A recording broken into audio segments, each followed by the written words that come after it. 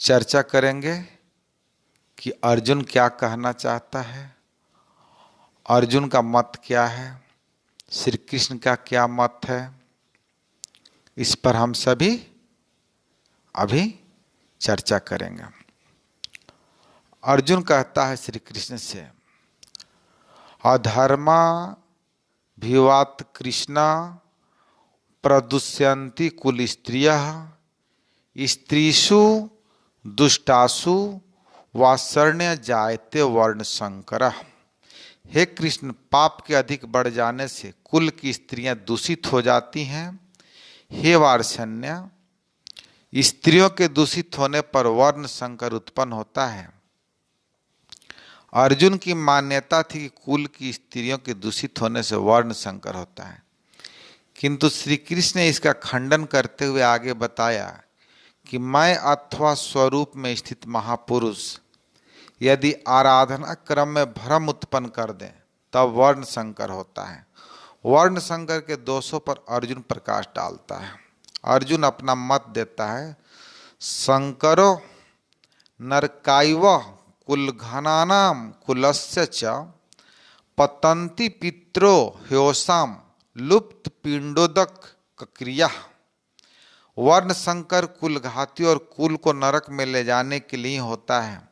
लुप्त हुई पिंडोदक क्रिया वाले इनके पितर लोग भी गिर जाते हैं।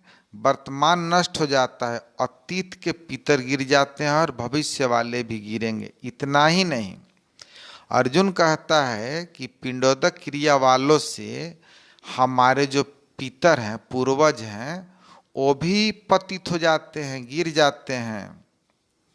वर्तमान वाले भी नष्ट हो जाते हैं और भविष्य में आने वाले भी जो है वो भी गिरेंगे। इतना ही नहीं, इससे आगे भी कहता है, द्वेषई रेतई कुलघनानाम वर्ण संकर कारकई उत्सादन्ते जाति धर्मा कुल धर्माश्च शाश्वता। इन वर्ण संकर कारक दोषों से कुल और कुल घातियों के सनातन कुल धर्म और जाति धर्म नष्ट हो जाते हैं। अर्जुन मानता था कि कुल धर्म सनातन है, कुल धर्म ही शाश्वत है, किंतु श्री कृष्ण ने इसका खंडन किया और आगे बताया कि आत्मा ही सनातन शाश्वत धर्म है।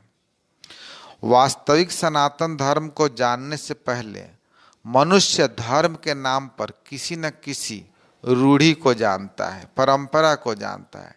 ठीक इसी प्रकार अर्जुन भी जानता है, जो श्री कृष्ण के शब्दों में एक रूढ़ी है। अभी जो जानकारी है अर्जुन को, वह रूढ़ी और परंपरा से जकड़ा हुआ है। उसी को वह जो है कुल धर्म जाति धर्म मान रहा है।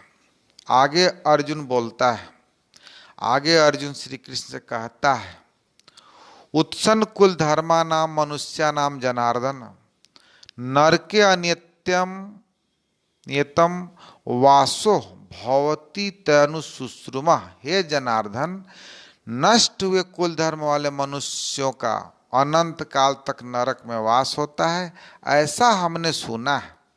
केवल कुल धर्म ही नहीं नष्ट होता, बल्कि शाश्वत सनातन धर्म भी नष्ट हो जाता है।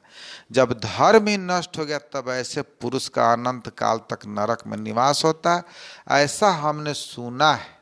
सुना है, देखा नहीं है, सुना है। अहो बत महत पापम कर्तु व्यवसिता वयम यद्रा जय सुख लोभेन हंतुम स्वजन्मुद्दता। अहो, शोक है कि हम लोग बुद्धिमान होकर भी महान पाप करने को तैयार हुए हैं। राज्य और सुख के लोभ से अपने कुल को मारने के लिए उद्यत हुए हैं। हम लोग कैसा पापी हैं, इस बात का मुझे दुख है, मुझे शोक है कि वो लोग तो गलती कर ही रहा है, लेकिन हम और आप भी जो है महान पाप कर रहे हैं। अभी अर्जुन अपने को कम ज्ञाता नहीं समझता है। आरंभ में प्रत्येक साधक इसी प्रकार बोलता है। महात्मा बुद्ध का कथन है कि मनुष्य जब अधूरी जानकारी रखता है तो अपने को महान ज्ञानी समझता है, और जब आधे से आगे की जानकारी हासिल करने लगता है तो अपने को महान मूर्ख समझता है। यही स्थिति मेरे साथ भी थी जब मैं अपने आप को बहुत बड़ा ज्ञानी समझता था। लेकिन जब धीरे धीरे गीता को पढ़ा, उपनिषद को पढ़ा, इन सब चीज़ों का तथ्य से जब अवगत हुआ, इन सब चीज़ों के तथ्य से अवगत हुआ, तो मुझे लगा कि मैं बहुत बड़ा मूर्ख था, अभी भी हूँ, लेकिन परमात्मा की कृपा से, गुरु की कृपा से धीरे धीरे आँख जो है साफ हो रहा है, मोतियाबिंद खत्म हो रहा है, धीरे धीरे आँख की पट्टी खुल रही है। श्री कृष्ण की कृपा से, परमात्मा की कृपा से, गुरु की कृपा से बहुत अच्छा हो जाएगा।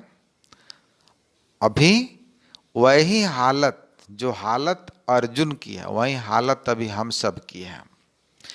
जब ज्ञानी को कम ज्ञान रहता है तो अपने आप को बहुत बड़ा ज्ञानी समझता है, और आधे से जब अधिक जानकारी होता है तो वह सबसे बड़ा अपने आप को मूर्ख समझता है।